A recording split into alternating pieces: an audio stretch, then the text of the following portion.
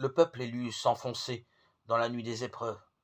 À cette heure de ténèbres, la voix prophétique d'Isaïe fait soudain briller la lumière de l'espérance. Isaïe 62, versets 1 à 5. Cette lumière de l'espérance annonce un événement heureux qui suscitera joie et allégresse. La naissance d'un enfant donné par Dieu qui manifeste ainsi son amour pour l'univers. Cet enfant, pacificateur universel, annonce déjà la paix aux hommes. Le peuple d'Israël connaît des siècles plus tard les heures sombres de l'occupation romaine. Et la prophétie s'accomplit, contrastant avec le silence, l'obscurité et la pauvreté de la naissance. La nuit s'illumine et la parole qui dévoile le sens de l'événement retentit. Voici que je vous annonce une bonne nouvelle qui sera une grande joie pour tout le peuple.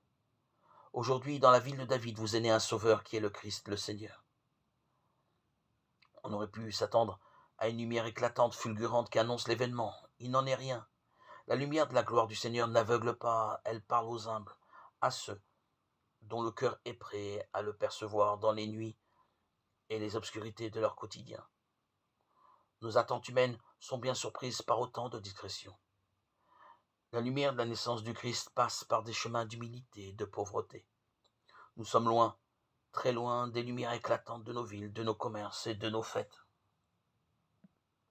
Par la venue de Jésus, cette lumière de la nuit de Dieu éclaire d'une douce clarté nos vies trop souvent livrées à des occupations qui les enferment dans de nouveaux esclavages.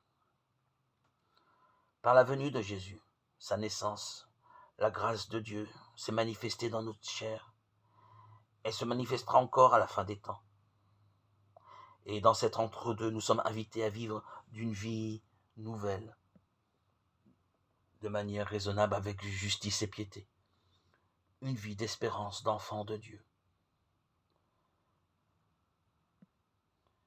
La lumière que Jésus a amenée dans ce monde éclaire aujourd'hui notre marche vers une autre lumière et donne sens à nos vies.